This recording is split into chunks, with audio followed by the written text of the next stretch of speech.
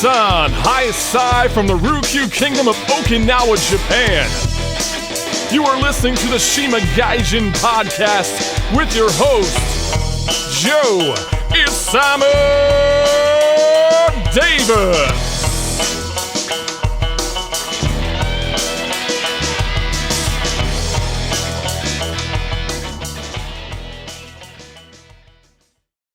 I'm good. I just hit the record button, so if you don't mind, we can get started. Yeah, I'm ready. I appreciate you you doing this podcast with me. No, it's my honor. Like, it's my pleasure to do it with you. You know, I think I listened a couple of times and I was like, okay, I wouldn't mind being on it. So yeah, that's cool. I think you usually do it with Mikey, right? Yeah, we haven't done a podcast for a while. Just things happen, man. So I kind of started my own now. Oh, okay, cool. Yeah. All right. I wanted to get back into doing it. We just haven't had time, and then now I have nothing but time. So Same here, brother. Same here. How you dealing with all of this COVID-19 stuff? Because I know jiu-jitsu is basically, I mean, you do this for a living. This is what you do. Someone like me, this is hobby, and this is sort of a business, but not. But I mean, how are you dealing with it right now? What's going on with your situation? Yeah, man. Like, when the whole thing started, like, honestly, I didn't really think it was gonna get to this level, this bad, and like it's been really tough, like really tough for me. Like, when the year started, I think most of my competition and travel plans around February the ones in Asia start to get canceled one by one. So I was like, okay, maybe by April, June, when the weather starts getting better, it should be okay. But now it's like, it doesn't really look okay. It's getting worse by the time. So that means there's not gonna be like competition, no seminars, nothing like that. So it's really tough. It's really hitting me really, really hard, and I'm sure most of majority of jiu-jitsu competitors who do this for a living are going through the same thing, but luckily or with what I have right now, I'm trying to stay positive, and now is the time I'm taking to learn new stuff, while being positive, and hopefully everything clears in a month or two, and then we get to go back to, the stuff we love, Yeah. Is a lot of your income from teaching and doing private lessons? Yeah, majority of my income is mainly from teaching as an instructor and Carpe Diem, and also, doing private lessons and seminars. Yeah, that's and obviously when I get to do super fights and I get those money fights too, those are where it comes in, which it's really, really being affected right now. Nobody's talking about seminars right now. Everybody's trying to survive. So yeah. It's tough, but luckily I get a good group of people here who are really taking care of us, and with my sponsorship, staying loyal with me through all this difficulty. So it's not as bad. It could be worse, but it's not as bad right now. So I'm very, very thankful for that. And yeah, hopefully, like I'm saying, everything goes back to normal sooner than later, though. Yeah. And are you doing any kind of online lessons, anything on Zoom or videos? Yeah, right now, not much. I tried a couple of Zoom lessons, but it didn't really go as planned. So we kind of it's kind of on hold right now. But like I'm saying, I'm trying new stuff, but it's not immediate money. It's just to kill time. Launching or working on video editing, my video to post on my YouTube channel soon, and all that stuff. Yeah, that I'm working on. And those stuff is just to keep myself busy, not actually, make any income from there. I'm not just gonna start launch a YouTube channel today and then start getting the income right away. Right. Work that way. I wish I've done it long ago. But that's what this happens to us. With everything going on right now, it's okay, you get to take your time. Okay, what have I been doing wrong? Because before I didn't really think you know, there was something like a pandemic like this is gonna happen. So I was like, okay, maybe I have time, you know, I'm just gonna keep doing what I'm doing. You know, like there's no ways or like to trying to like work on other means of income, you know, because I thought I was good. But then all this happens and you're like, whoa, okay, I should have been smarter than this. But you know, now I realize that, and I feel like I'm more smarter than I was before this whole thing started. So by the time this thing ends, it's gonna be different. Everything's gonna be different. I'm very confident with that. Yeah, it forces you to kind of grow and think outside the box, and it's a new That's skill right. you're probably developing too, you know, editing videos and That's right. Yeah, that's right. So yeah, from now on, I plan on doing it way longer after this. All of this is over too. So you know, and like I'm saying, I've been very busy, and if you know or if you've been following me, you know, through my career journey here, it's like every month, almost every month, I got something going on. It's either traveling or competing or like you know, training like 2-3 times a day. So I didn't really have, and then by the end of the day, I'm already tired. I come home, like hit the couch, straight to bed, getting ready for the next day. I don't really get to think about stuff like you say, like outside the box. But now it's like, all right, there's no duty to the gym is closed. All right. The only thing I usually get to do is like maybe run up and down my stairs or like, you know, go outside in the park, do some light workouts. So I get a lot of time to like reflect, you know, and think about stuff. And it's like, oh, okay. And it's like you cannot really like ignore it. It's just you and your thought. You know what I yeah. mean? So I get to realize a lot of stuff, you know.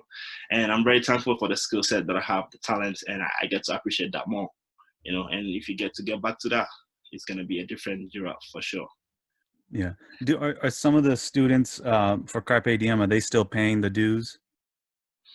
I think majority of the students here, because like I haven't really had any, you know, people like canceling or, you know, putting their membership on freeze. So far, it's not as much. I think majority of people are still keeping their membership so far, which is like good for us, you know. Yeah. And I also kind of take care of like, I usually work at the Hero branch. Carpe Diem, we have different branches in Tokyo, and I am the Hero branch, so I get to take care of like most of the foreign like emails and stuff. And I haven't really had or received any emails telling me they're gonna. I had a couple, but not as much. You know, like okay, I'm gonna freeze it or I'm gonna stop or like that. Yeah. So far, not that yet. So I don't know how long it's gonna go on, but yeah, we like it so far. Have you been to the gym at all? I mean, just to work out by yourself? Are you allowed to go, or are you just doing it at the park outside? Mostly at the park, you know, just to feel the fresh air. But you know, I get to go to the gym too because, like, luckily for me, I'm living like super close to the gym. You know, it's not too far away. It's like a 5-minute walking distance. So you know, I get to go out there. But it's just different though. You know, like you go there on the weekend, and usually on the weekend it's like fully packed house. You know, you can barely like move on the mats or like get space to roll or you know, even in the weight room, we have a weight room in the gym. So, and on the weekends, like, but then you go there, like, super empty, or like, it's 10 a.m., but it's very dark in there. It's not normal, man. It's crazy times right now. It's crazy times. And yeah, but I luckily I get to go out there and, you know, train a little bit, lift weights, and stay in shape. That's the only thing I did, you know, because it's easy to get off course right now. Start eating as much or like Yeah, I was all going to those. ask you. I was going to ask you, how much weight have you gained? I'm not gonna lie, I've gained a little bit. I've gained a little bit, but that is, you know, especially when it started, I got a little like, you know, to be open about it. I think I got a little depressed, anxiety, or stuff like that. So, you know, I was eating a lot, but after a week or something, I was like, no, this is not it.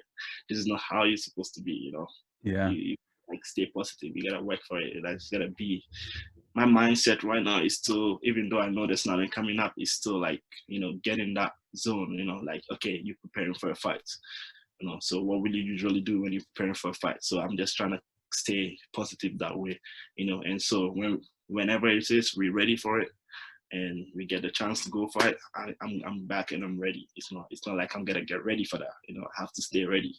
That's the mindset right now. Jeez. When did you guys When did actually you guys close the actually gym? close the gym?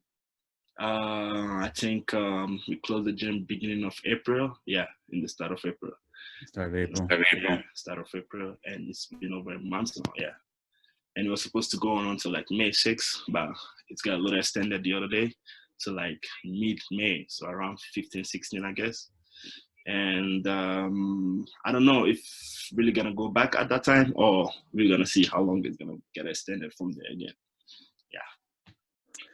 I was I was looking at the old message, because I sent you that the link to the Zoom in my Facebook Messenger, and I scrolled up to the very first message we had, and there was 2016.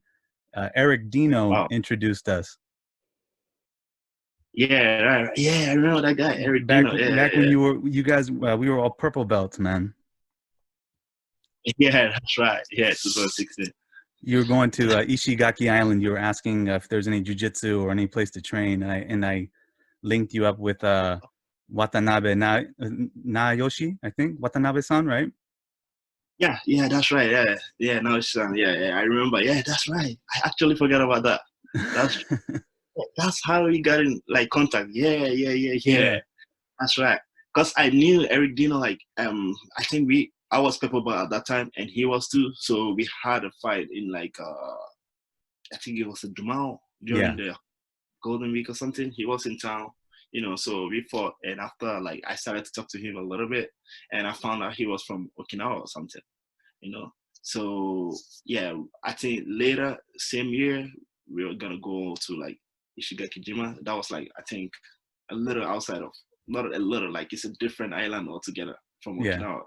So I'm like, okay, I'm just gonna go there, and we're supposed to be there for like a whole weekend, 3-4 days, I guess. So like, okay, this would be cool if I could find a jiu-jitsu gym out there, So I think that's when he introduced me to you. Yeah, I remember that clearly.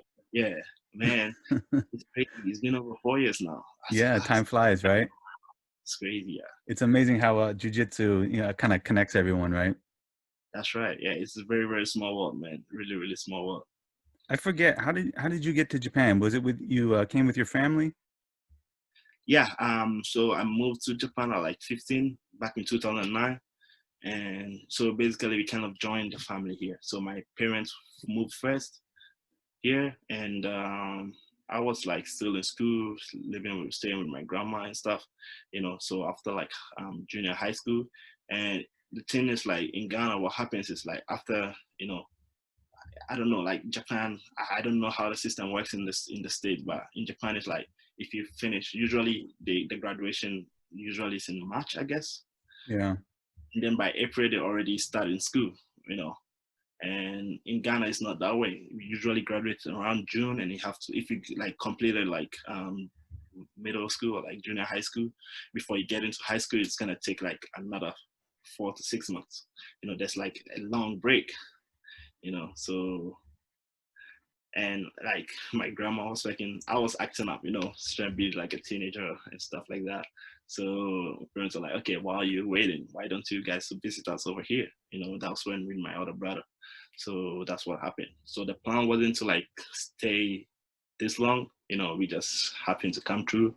And when we came,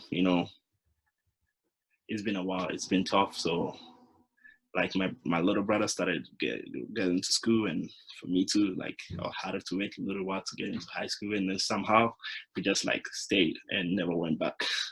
And 11 years later, almost 11 years now, I'm still here. So yeah, it was tough in the start, but everything is pretty good right now. Yeah, I can kind of sort of relate. When I was 10, I had to move to Japan for a few months because my mother's Japanese, so my grandfather, her father was dying, so we went to go to visit him while he was in the hospital. So I stayed for about, I think, 3-4 months, and my mom put me in Japanese shogakko, shogakusei, and it was tough, a lot of crying. Oh, I can imagine that. Like, it's tough, man. Yeah, because that's like, I don't know back in your time, but it was kind of free, and so that's when my brother started. My little brother, he was still like 7 at the time, so he started just like he got enrolled into it. I was like, okay, I would like to like do it too. So that's how like, my dad was like, okay, I'm not really sure of like making you go back to Ghana because you've been acting up a little bit, blah blah blah, and it just stick. How long did it take you to really grasp the Japanese language? Man, like at that time, it took me a long time, but like looking back at it, I think I really really like did it good or like memorize it fast because within a year I could already like start to read, and like not like the high level stuff, like the basic stuff I could read and actually start to speak a little bit, because that's all I was doing, and I think coming here at a very young age, with no stress, no responsibilities, I guess, and and my motivation was because I was supposed to go to an international school, so my dad was looking into it, but the way the financially it was gonna be tough. It wasn't gonna happen, you know. And so it was like, we're gonna be paying this much for you to go to like uh, an international school. Meanwhile, the public high school is free. Why don't you just work a little hard and go to the one that's free? So yeah, and I was bored at home. I didn't want to die. I wanted to go to school, do sports activities. And here, if it wasn't like into high school or something like that, it's like sporting activities was out of the question. You couldn't do it, So yeah, I wanted to do other stuff, and so that was my motivation to really learn the language because I tried first one and they're like, no, your Japanese level is way too low, so you have to get at least a little bit of like that. So for a whole year it took me. So I actually entered the high school a year late, So it took me like a whole year learning the basics and all that stuff. And after a year, I retook the examination again and I passed. So that means my Japanese got good enough to get into high school. So yeah, looking back at it, I think my motivation to get into high school and, me not having any stress or nothing, a big responsibility was the reason, Yeah. and also like making friends, talking through communication really helped too. Yeah. Did you have a tutor or anything like that, or just the friends that you made help you? Yeah, I think I learn? had like tutor back then. So there was like this kind of, they call it the juku, you know. Juku, yeah. I used to go there every time, and 2-3 times in a week.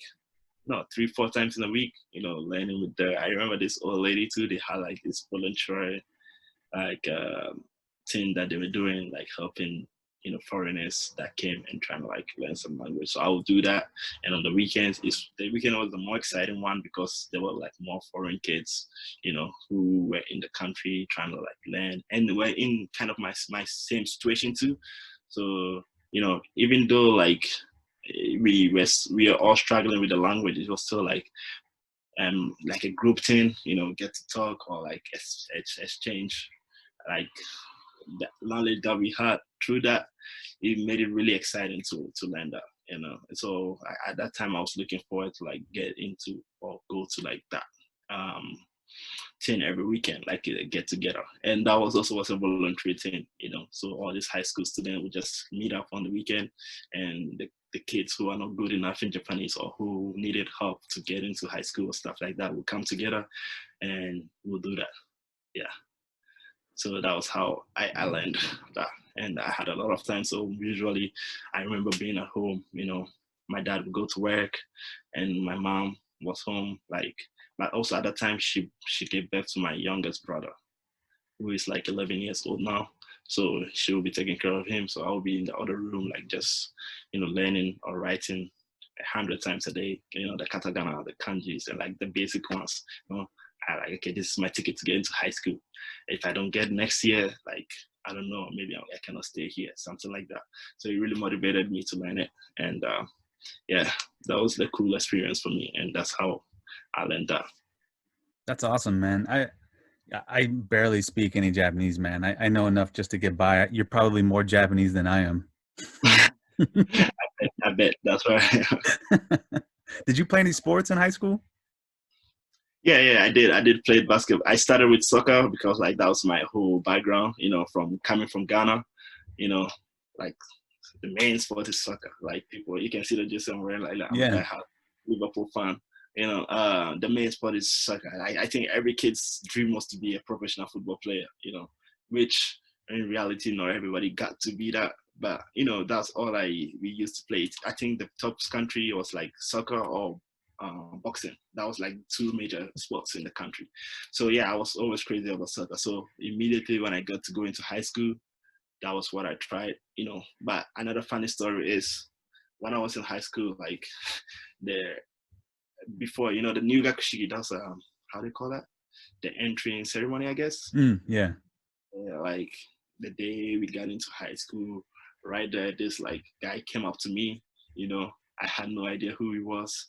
And he just came like with like strong energy, like recruiting me, like, yo, you're very tall, you'd have to play for me. I guess like being tall and, and he was like, hey, I got my Michael Jordan now, I'm not gonna let you go. He came up to me like, oh, what do you do? Do you play other stuff? Have you ever played basketball? And I know I haven't really played basketball before I play soccer. And he looked super disappointed. But he didn't give up, man.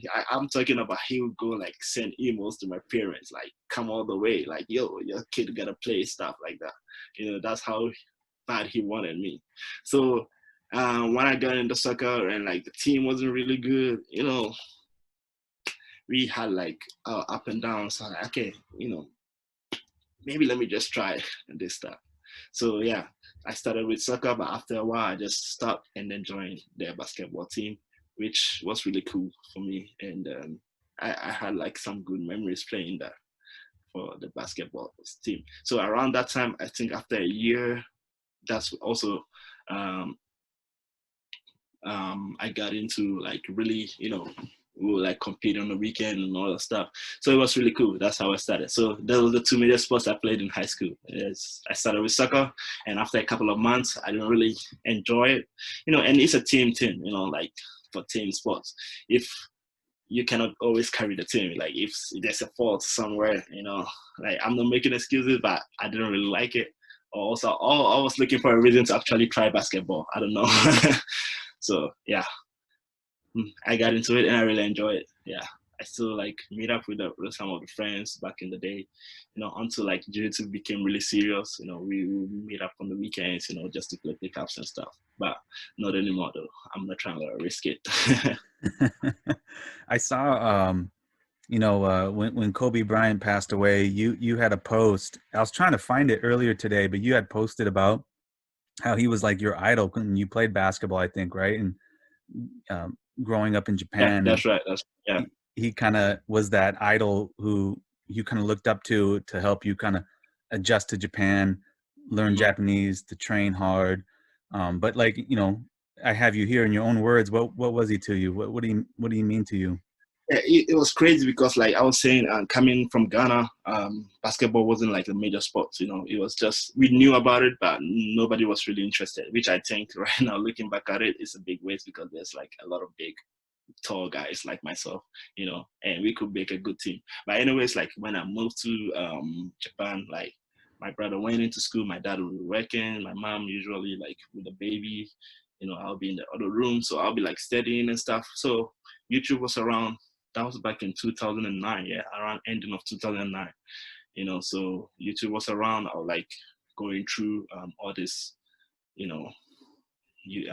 videos when I'm bored. So I don't know, like I also knew about Kobe Bryant, but like seeing the Lakers this year and all that stuff. So I saw his name and like his, like a documentary kind of stuff. So I just clicked on it and I started watching it, and it was crazy how, at that time I felt like I could relate to him because he was born in like the state, but then his dad moved to Italy, and he had to move there. And when he moved to Italy, he was saying how hard he had it in the beginning, not having friends, couldn't speak the language, didn't know what's going on, but then he had to like adjust and stuff, so immediately, like instantly, that really, really motivated me. I'm like, whoa, if this guy, like, he could go through all that and then become where he is today, at that moment, I look at myself, I'm like, whoa, all right, I feel like I'm in the same shoes, and that's like bigger than basketball. Like I got really motivated by looking at that video, so I didn't know what I was going to do at that time, I didn't even know what sports I was gonna play, but I got motivated, and I knew that, you know, if I could like just believe and work hard enough, I could make something out of this. So yeah, and then ever since I became like a huge fan. You know, I started looking at these videos. You know, I remember the playoffs when he won his fifth and championship. Like that was a good, because like just becoming a fan and he was winning the next his fifth championship and stuff, like was so cool to see. You know, so I fell in love with that guy really big time. So man, I and then after like age kicked in, he retired. You know, man, to me I felt like he was invincible. You know, I was expecting him to grow old. You know, to to Yeah. to one day have his like grandkids, and you know, being like the Kareem Abdul-Jabbar we see right now, like being like most like people just calling him like, you know, getting old and say, oh, he used to be this, like, but I remember wake up one Monday morning. That was Monday morning for us, man. Like, you know, my phone was like going up. All my friends, high school that I played with, or like the ones that they knew that I was a big fan. You know, like group messages. They was just like, "Yo, Kobe died." So you know, you wake up, check your phone. I'm like, no, it's not April yet, right? You know, Yeah. It's it's like a not April. dream, right? Like a real Yo, bad dream. yeah, and it's easy for people to say, oh, you don't even know him like that. You weren't even related or stuff like that. But you know, that impact he had on me was different. You know, because at that time, it was true. I didn't have no friends. I couldn't speak the language. You know, I didn't know what was gonna happen for me like a year from now. You know, and I was so homesick. I remember a couple of times I'm like, yo, I would like to go back to home and just go to school, because I'm like, man, there's no way I'm gonna survive here.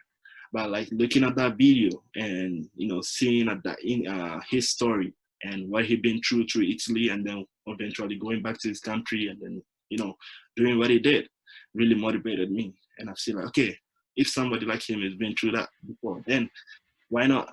No, me too. You know, so that was that motivation. Like not none of my friends gave me. You know, not nobody knew how I was going through right now, and that was a different connection. You know, that was that different connection, and I really love that Mamba mentality, and even like doing jiu-jitsu, that helped me a lot. You know, you fall down a couple of times, you're just gonna come back up and then put on the grind, and that's what I did. So man, when he passed, it really hit me. You know, it still hit me.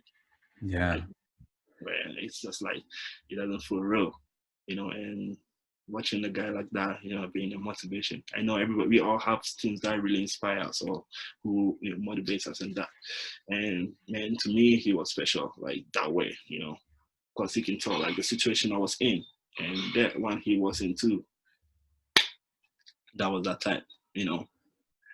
He Yeah. just like, You get to continue his legacy in your own way, you know, that Mamba style, and you can carry that into jujitsu, you know.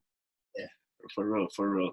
So I always wanted to be the black mamba of jiu-jitsu, you know. Yeah. And I mean, I'm still on. I'm still on. You know, I gotta do that. I'm just gonna do that. It just sucks with everything going on right now because you're really motivated, but there's not much you can do about it. Which you still gotta stay, you know, still gotta stay positive on that. But after all this is over, man, it's gonna be a different beast for sure. A different beast and a different giraffe, right? Yeah, that's right. Yeah, That's your nickname, right? The giraffe.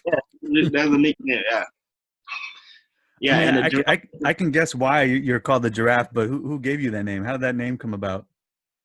All right. So when I first joined Carpe Diem, you know, the instructor, the director, our head instructor, Yuki Ishikawa, he is the one who gave me the giraffe, you know, nickname. He was like, he made a post one day and was like, oh, read a giraffe Haisam. So like, I knew why, you know, and instantly actually it was because of my height, you know, and I was kind of skinny, lanky star, and long legs, you know. So I was like, okay, it makes sense, but so I kind of sent him a message like, okay, I like that giraffe nickname. And he just like he wasn't like very long message. He just said, yeah, giraffe kills lions. I was like, what? Is that right? You know, so I actually looked it up, you know, I started like just I'm home like watching through my YouTube and stuff, like going through the like giraffe kills lions, like, and it ended up being true, like Oh most of the wow. time the adult giraffes like they really really mess with like the lions can mess with them, the legs, they just walk over them like slapping them left and right. And like I'm like, okay, this is like really cool, and that's what I wanted to do. Everybody want to be a lion, but then there's a giraffe that you know kills lions and nobody sees that. Okay, I'm the giraffe now. So that's how it started, and I'm glad that it's taken. I like it and I enjoy it. So shout out to Yuki Ishikawa-san for that nickname. He's the cool nickname. I love it. You got to get a T-shirt made. Oh yeah, for sure. I'm thinking about that. The heart of a giraffe.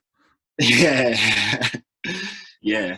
Yeah, you gotta check it out though. Like you can see that it's something like four grown lions against a one adult giraffe, and they can't even like take him down. He would just be walking, stepping all over them, you know. Yeah. The only time they get him is if it's a baby giraffe, which is not fully matured yet. So that doesn't count. Oh, okay. Okay. All right, man. I felt that a couple months ago when you had my back choking the shit out of me. Yeah, my bad. Yeah, man. It was like it's always fun like to roll with you. It was cool. It was good. Yeah, it was good. It was fun having you down here at Okinawa doing that seminar, man. It was it was a long time coming. I'm glad you came down and did that, and Jim was able to put that on. So yeah, man, I'm glad I made that happen. I mean, you guys and Jim made it happen. And I always tell people like Okinawa is my favorite city. Right now, like business wise and other stuff, it's better, to be here in Tokyo, like competitions and stuff. But once everything comes down, like I have plans to, go down there to make something happen. I don't know, but yeah, it happened. for sure, Right? man. Yeah, Jim and I will help you out, man, any way we can. For sure, for sure. Yeah, and I got you guys, so hopefully, things are gonna work out. Yeah, absolutely. How did you get into Brazilian Jiu Jitsu? Right. So I got into Brazilian Jiu Jitsu too, like back in 2011, 2011, right? So it's a funny story because like was it no 2010? Sorry, 2010. So my story I was telling, I came in 2009, and I had to wait a whole year to go into high school. So I remember one time, like I think it was like my dad, his job, his boss at the time was the one into Brazilian Jiu Jitsu, you know. So I think around that time he was still thinking of opening his own gym, So yeah, we had like a barbecue thing, like a get together thing. So everybody was just out, we were talking, and that was the first time I actually get to like really get closer to them or like to talk with my dad group of the guys he works with. So what happened was like he saw me, same thing like I said, the high school story. Like, oh wow, you're very tall, like long legs, long arms, long legs. Jiu-jitsu should be really good for you, you know. And at that time, I'm like, man, why is he talking about jiu-jitsu? I'm not trying to like be a fighter here or something like that. I'm just trying to like play football or like maybe dunking on people. I don't know.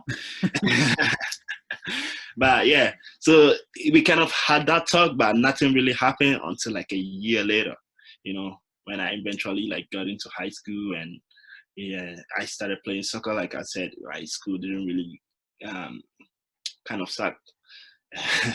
And I started getting into basketball too, but for some reason, like just to kill time, I started to go into Brazilian Jiu Jitsu. So I'll go a couple of times in a week, just training, So that's like that was back in 2011. Yeah, that was when I first tried Jiu Jitsu, And at that time, it was just like to kill time on the weekends, nothing going on, right?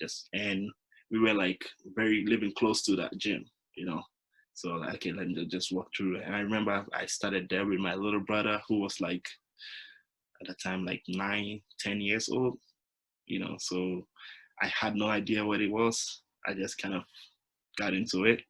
And it wasn't until like 3, 4 months later, and my old coach was the type of person who really like forced you to do stuff, you know, like when I'm sure he saw the potential I had. So he wanted to really push me. And honestly, at that time, I wasn't that interested.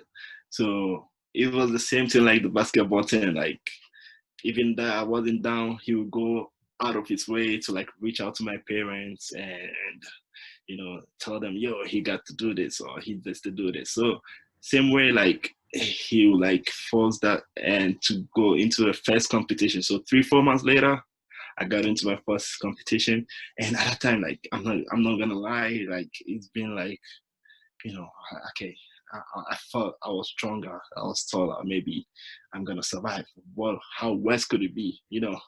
So I just walk in the competition like with my orange belt around my waist, and it wasn't very good, man. It wasn't a good memory. I think about it, I laugh every time, and you know, I had an ego until it was a go time. Then the nerves kicked in out of nowhere. You know, I can't remember what I think of. I didn't know what to do, and it ended up being a judo guy. The guy that I ended up fighting was a judo. Oh God. Flying in Yeah, the air. yeah.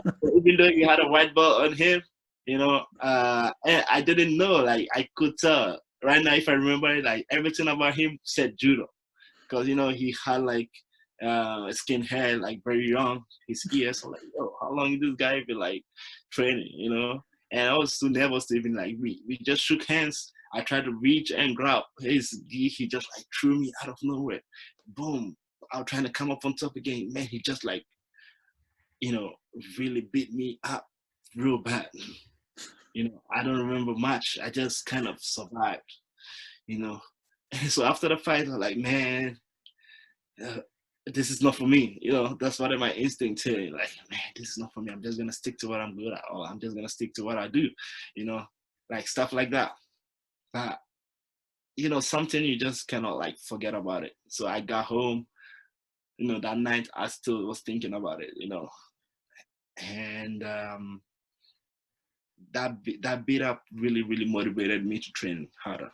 You know, it wasn't like ego or something like that. I just motivated. I wanted to get that back. I wanted to like somehow beat the guy and then get my gold medal. That was the initial motivation that I had. You know, it wasn't very big. I didn't see myself doing it 10 years from there. You know, I just wanted to like train, get some skills, and then go for it. So at that right at time, like a lot of people say jiu-jitsu really makes you humble, you know, it really makes you check your ego. So I'm like, okay, if I don't really learn this thing, this is how it's gonna be. I'm gonna get beat up every time. So by the time I realized I was training like 4 or 5 times a week, you know, I was skipping basketball for jiu-jitsu, you know, like, and by the time I realized that I got really addicted to it, you know, and I didn't want to do anything else. So like a couple of months later after training, I eventually competed again. I won. It felt good for a little bit, but I wanted more from there. And that's how it started. That's how I really got into it. You know? Did you ever see that kid again? Yeah, I saw him again. And it wasn't good. I think before when I got my black, no, not black belt, sorry, my blue belt. Yeah, Okay. so I didn't see him for like a whole year. And I was training like 5-6 times a week. So with my level at that time, I got good really fast. So I got my blue belt within a year.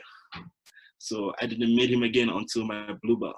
And then I think we met up this one competition, and I'm like, okay, to me this is for like my Laker Celtics type of revenge stuff. You know, right there. He didn't even know it, and at that time it was a different result. It was a different result, and like it felt really great. You know, it felt really great, and I remember at that moment it's like, okay, I really want to go into this. I really want to learn more. You know, I want to do this. I didn't know. I didn't have plans, but I just want to do that.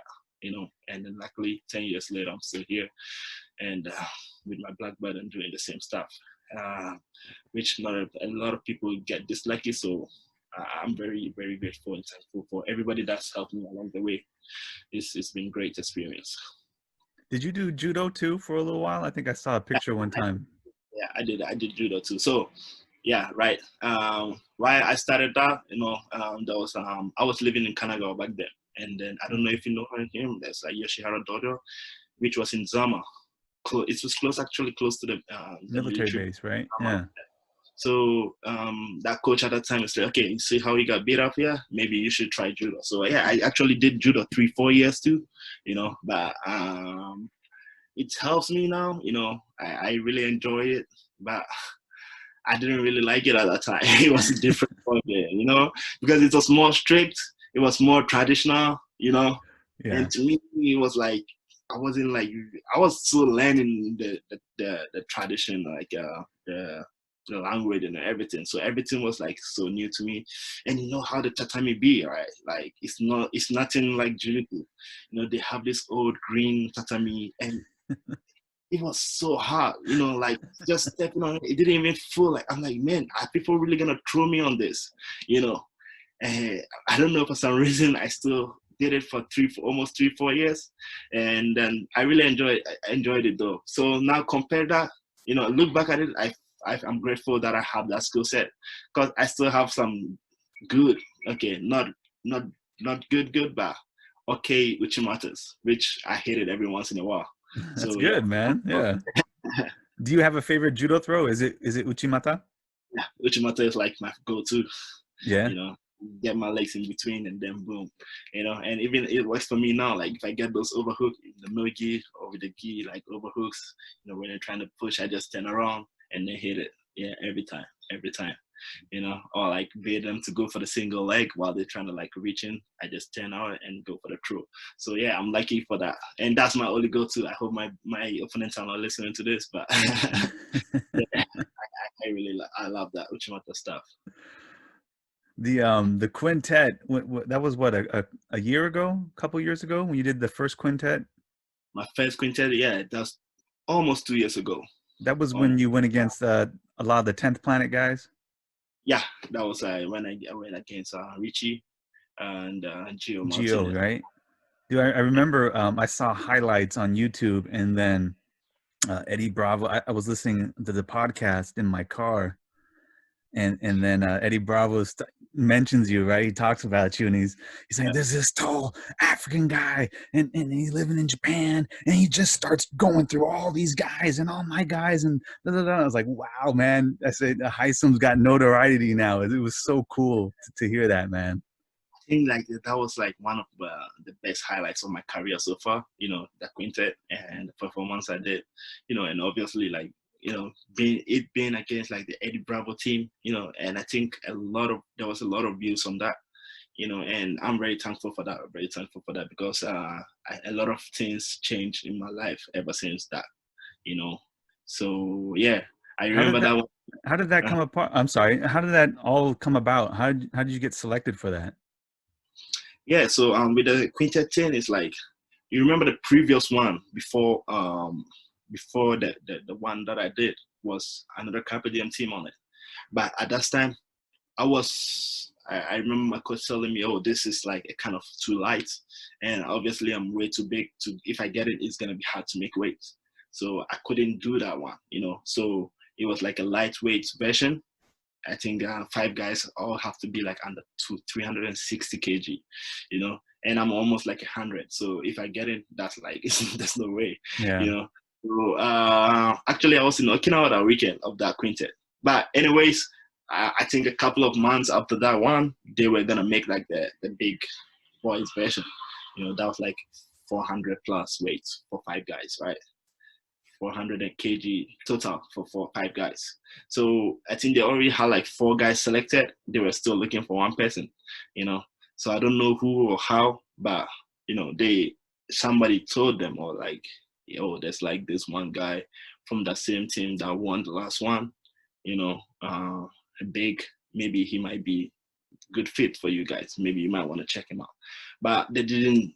I think Sakuraba's fan didn't know about me, obviously, and so he wanted to come and see for himself, So he set up the meeting with everything. So like he actually came to the gym himself, to see me train and all that, So they're trying to set up when are you gonna be free. And to me, that was like one of the huge names in our sports. It's like Sakuraba. Everybody knows who he is. Yeah, he's a god to all of us, right? Yeah. In Japan. I remember my coach sending me, yo, they would like to come see you when it's good for you. So I remember telling me, yo, it can be right now. I'm ready to go. You know, like, this is like a huge opportunity. So, but like we set a date, and he comes through with his like video crew and a couple of guys. So I was training with like my regular training partners, like Thomas, Kazuki. You know, we were doing no gi that day. Specifically, we usually train in the gi, but specifically for that, we just did no gi that day. So he came and actually watched, and he shook his head like somehow like that. So he actually like, you know how he can be like funny. He do some creative stuff. Like he doesn't take himself seriously, which is another thing that I too seriously, which another thing I really like about him. You know. So so right there he was like, okay, I'm not gonna fight you, but can you fight this guy who was supposed to be on the team too? So we were going at it, you know, like I got a couple of submissions on him. Yeah, that was behind closed doors. So I think that really like convinced him, you know, and he was like, oh wow, how come I had never heard of you? You know, we did like, if it's still on the YouTube how the whole thing went down, you know. Oh, really? So like, and then right there he just gave me the rush guard. Like you know how like when you transfer a player, you have like his JC showing to the camera stuff. So he just gave me a rush guard. Like, okay, this is yours. We took a couple of pictures. You're in, and it was crazy because it was 2 weeks out, maybe less. Wow. And yeah, I mean, to me, I feel like this is when like, you know, preparation met opportunity, I guess. You know, so that was the biggest highlight. And I was a little nervous, but you know, and at the same time too, I was just a brown belt at the time. And most of the guys that I would go on, they are like big names. You know, everybody knew them. They've been in the game for a while. They're all like black belts and stuff. So, you know, what was the worst that could happen? That was what I was thinking. You know, if I go and I get beat up or I get caught up, like it's just another, you know, brown belt getting beat up by a black belt. You know, there's more to learn. I got more to learn. That was like, so literally there was no pressure in that day. You know, there was literally no pressure. I went in, and luckily you saw how the outcome was. You know, that me giving my all ended up being like the best performance so far. You know, and I'm very lucky for that. And then after that, a lot of stuff changes. I was hearing about my name in places that I never imagined, like the Joe Rogan podcast. How crazy was that? Yeah, you know? super crazy, man. And man, like I woke up one morning, like I felt it's the same thing too. My phone was like blowing up, you know, messages from people that I never talked to, or like they just had a little bit like friends from the States, like, yo, we saw you on the Joe Rogan podcast. It was this, what's that? It was so cool. And a shout out to Eddie Bravo for like, you know, giving me a shout out there, even though he got my name wrong. It was still a cool experience. Yeah, it was still a cool experience. Yeah, to, you know, somebody like Joe Rogan, like to even be on that was crazy, man. Really, really crazy. Was it crazy for you? Because I mean, you know, obviously you probably know like the whole jiu-jitsu world, you know, who's pro, who's not, you know, and you see like Gio, you're going against him and his brother, the Boogeyman. Was that just like, was there a moment of surrealness? Like, I can't believe I'm going against these guys. Yeah, it was, bro. It was because like one thing is that I've known them for a while. You know, not like personally, but I've been like following, you know, Right. because we had like a Phalanx Japan one time, and they were like the face of Phalanx at that time, you know, and me and Thomas were like the Japan Phalanx Japan here, so we were doing our thing. So I already knew that I would look at him like super fight and like him with that crazy, you know, omoplatas that he does, the Richie Martinez, and like Gio killing it at the ADCC. So when like I got there, like, you know, on the mat, all right, that's Richie right there, and that's me, you know, bro, this is like the best opportunity to like put your name or stamp your name on the map, you know. You don't get this type of opportunity every day. So, you know, and coming into that, I already had like 3 submissions going into the Richie fight, you know, and honestly, I didn't know how I was going to go about. Like, hey, I'm just going to give him my best show. You know, even if I lose, I'm going to make sure like I gain some respect, you know. So, well, luckily I got the umber. But, man, first time I got really overconfidence, like, get into that J1, that was like, man. Yeah, but that's like experience, bro. That was like really experience there. He was big. He had me smart. He caught me off guard. you know. But someday, hopefully, with Quintet, we end up on the same, I don't know, same format. He been on the other team. Somehow I get to go against, because I don't see him fight. I don't see him fighting me or like in a super fight or a spin. It's like it's a big weight difference. The only way that we're probably gonna fight again is through, Quintet. Maybe him on like his top team, top planet team, and then 10th planet. Sorry, and me being on like whatever team it is. It could be Carpe Diem. Yeah. And we end up being on the same time again. I'm just hoping for that to happen. Maybe to redeem myself a little bit.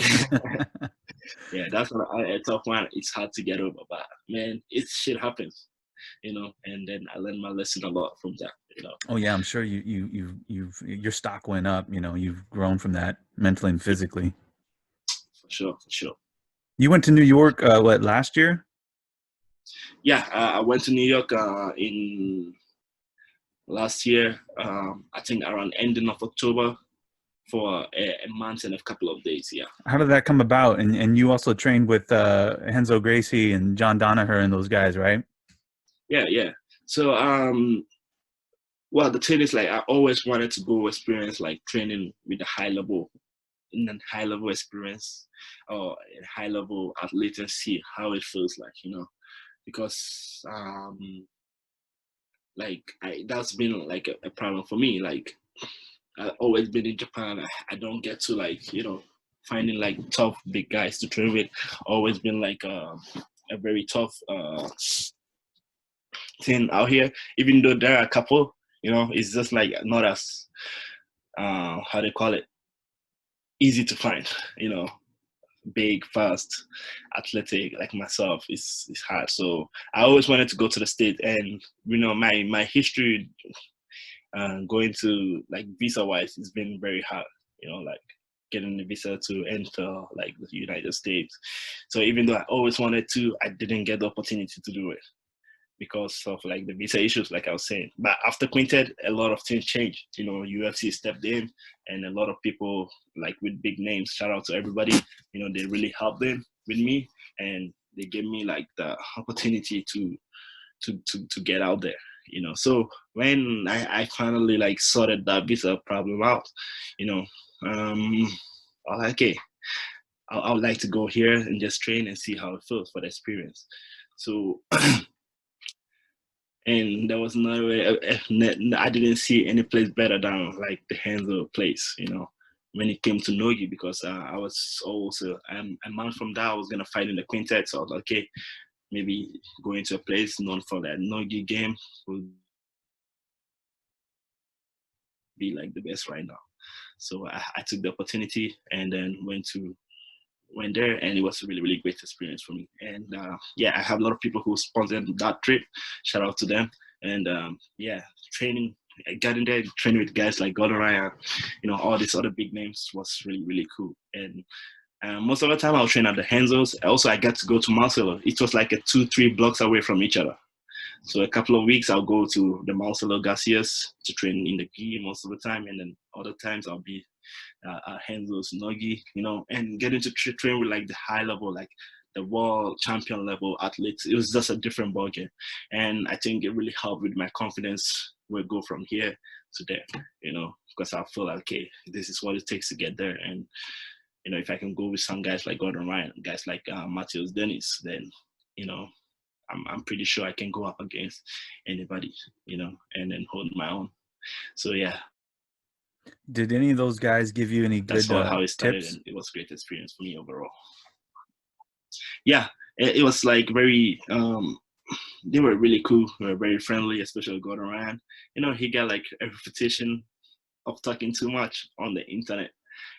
Also, but in real life, he's so cool, and previously I already met him once in Vegas. That was like the Quintet 4 or something. We were on the same car, and his brother, Nicky Ryan, we talked a bit, and I remember talking to him, after the time we followed.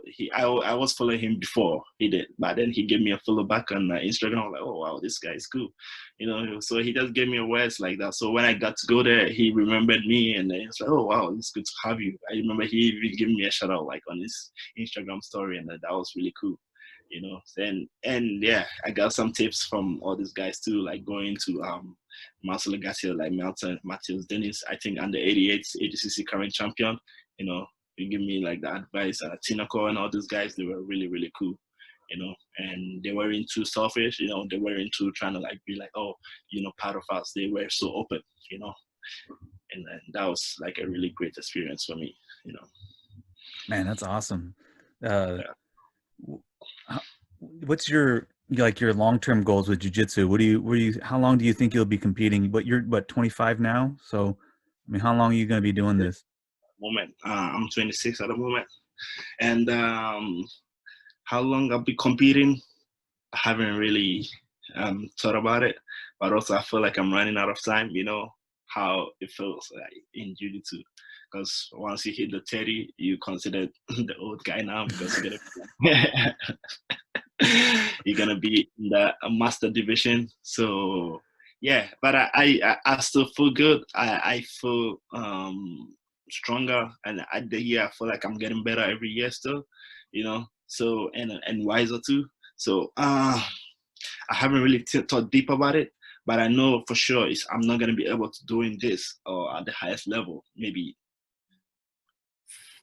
let's say 6, 7 years from now. So you know, I'm just trying to do what I can do right now, get all the records, you know, that I'm sure eventually is gonna help me in the long run. Maybe at some point, you know, start my own gym at some place, you know, and then I'm really, really trying to like also invest my time in like the talent in Africa too as well, you know, because I'm from there. And in Ghana, like luckily, like there's a lot of jiu-jitsu that's starting back home in African continent too. So I'm really trying to like, you know, spend a little bit of time over there. Who knows, maybe open up some couple of gyms to help out, you know, because I know, man, 5, 6, 10 years from now, there's gonna be some crazy talent coming out of there, for real, for real. That's like, imagine, you know, a couple of guys like myself in the black belt division, you know, Oh yeah. like it's like it's like just me, or like, you know, just like with the Brazilians right now, they have it all, and it's getting bigger in the state too, you know, and it can happen in Africa too. We see what's happening in UFC right now, you know. So it's gonna be the same Wednesday. So yeah, I'm trying to learn it from this side of the world, get all the intelligence that I need, you know, and then go back home someday. Not really go back home, but share with my people. Wow, you know, who knows? Maybe open up a gym, knocking out someday or something. Yeah, that'd be It's sweet, man. a dream, you know. It's a dream. Right now, I'm just not going with the flow. I have my own plans in head, you know, but right now still it's like a lot of things that I'm thinking about going through. So yeah, competing wise, I'm gonna try to compete as long as I can, but that's eventually gonna slow down a bit. And then when it slows down, I have a couple of plans in place that I want to get into. You know, who knows? Like I'm probably gonna be a big YouTuber by then. A big YouTuber, yeah, with With my hundreds of online, millions of followers, man. Yeah. online stuff going on, who knows? You know, you will see. Who's the toughest opponent that you've competed against, would you say? Toughest opponent is, oh man, So far? so far, Kainan Duarte. So far, easy, easy. He's the toughest mofo that I've gone up against. Like the guy that made me feel like, man, and it's crazy because in 2015 I stayed in Brazil for a couple of months, 3, 4 months, I guess. You know, I stayed in Brazil, trained there for a while, you know, competed a lot while I was there. And one of the competition I was still pebbleball at the time was in São Paulo. You know, it was like a local tournament, not very big. But the cool thing about like the tournament in like Brazil is, you know, some of the kids like that's all they do, and they need to make a little out of a living. Also, if you win like the open weights, you get a little bit of cash money, you know. So I think that really attracted like the really good kids, and in Brazil, it's like you find some guys who are really, really good that nobody knows about, because of like the situation. They probably couldn't leave the place or something like that. So for me, like to experience that. And at that time was my first time that I fought Kainan Duarte. He was purple belt at that time too. Even though he's like current world champion for a reason, And at that time, it was a really close fight. I remember I almost had him in my triangle. He somehow escaped. He swept me. I swept back. It was a good back and forth, And I ended up losing that fight, I think 5-4, something like that, by points, right? And speed, fast forward like to 3-4 years later, And we always been in the same division. But for some reason, I never got to fight him again. But even in Abu Dhabi Brown Belt 2018, we were on the same podium, World Pro. I was third, he was the first, and then there was the second guy. But, we were on a different bracket, so we didn't get to fight each other. And again, I think at the Europeans, later that year, same thing, I was on the third podium, he was the first. Somehow, we just didn't get to fight each other all this while until like last year in Guam, the Marianas Open. He was black belt, and he just coming fresh off his like world title run. So and we got to fight. In my head, I knew he was way better than he was back then in Brazil. But I thought it was gonna be like a tougher fight than that. But man, he was strong. His hips pressure, everything, man. But he got me that time. Also, that's another motivation for me. I gotta keep that, and I knew what I had to work on. So next time, I'm gonna give him a stronger fight. Hopefully, beat him when we fight next time.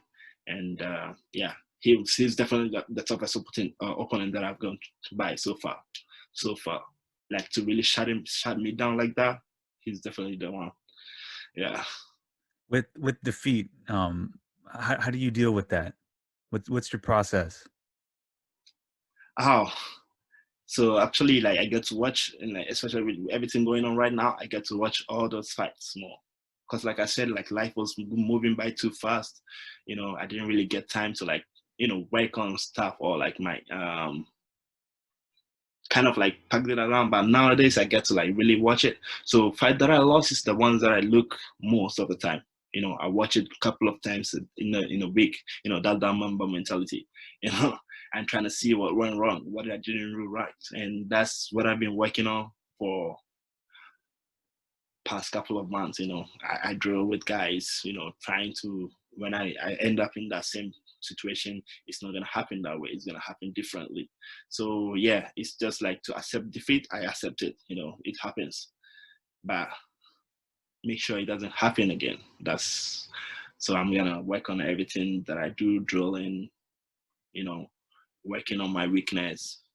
And like I think I needed to put up some more weight, like strength wise, muscle wise.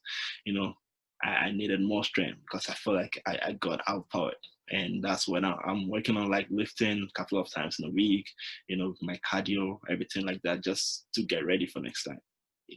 So it's nothing special. It's just like I watch it more often, and then get ready technically, physically, and then mentally too for the next time. Yeah. Brother, I appreciate you doing this podcast with me, man. I know things pleasure. have slowed down. I know you Yeah. have time, but yeah, I just wanted to catch you before, hopefully this thing will pass us and you'll be back to training, your crazy training schedule and, nonstop competitions and teaching and competition. So I appreciate it, man. Do you want to plug anything before we leave? Oh man, I just want to say shout out to the Okinawa people. I miss you guys. I miss everything. And once everything is over, I hope to see you guys again soon through competitions. Just to come out there on vacations, it's like one of my favorite city. And I know it's tough time right now. You don't get to do jiu-jitsu, you don't get to do all that, but there's a lot of stuff you can do. Watching old fights. If you're lucky enough, you have space with like, your wives or friends. drill with them, drill new stuff, and or learn new stuff, and also try to stay positive. And if you're going through something, always make sure to talk to somebody. I'm sure there's a lot of people who care. So, just don't. And shout out to my man, Jim. Yeah, And Jim. yeah, don't forget to follow me on Instagram, Facebook, Haisam BJJ.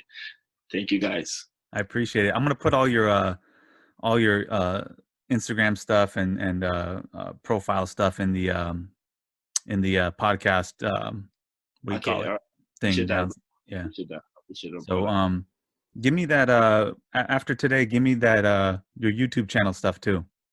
All right, yeah. So it's been in a while because I've been talking about it with my friends, but right now it's just like we're working on some logo stuff, and yeah, by next week it should be ready. That's for sure. By next week, because the YouTube is already done, but I haven't posted nothing yet. So I haven't uploaded nothing yet. So Okay. I'm gonna do it for sure. And then yeah, I don't know how fast you're gonna be ready, but hopefully if that is ready by then you can add that to it too. Oh yeah, this is gonna be posted by tomorrow. Oh, all right. Oh, okay. Yeah, it's fast. But I can always go back and edit and put the stuff in the profile. So just all right. Whenever you get it, let me know. Yeah, I appreciate that, man. Thank you very much. Yeah, brother. No, I really appreciate it, man. And hopefully maybe we can do a couple more down the road. You need, yeah. I appreciate it. Yeah. Especially when you get back to training and into competition. I'd like to follow up with you on competitions and stuff like that. And sounds good. Let's see what's going on in your world. So, hey, stay safe out there. Yeah. You too, man. Everybody else, stay safe, and looking forward to seeing you again soon. We get to train some more. And some of the judo techniques, looking forward to that. Yeah, man. Anytime. Yeah, man. I feel you. Thank you, man. I appreciate you, brother. Peace. Peace, man. Hey. Os. Os.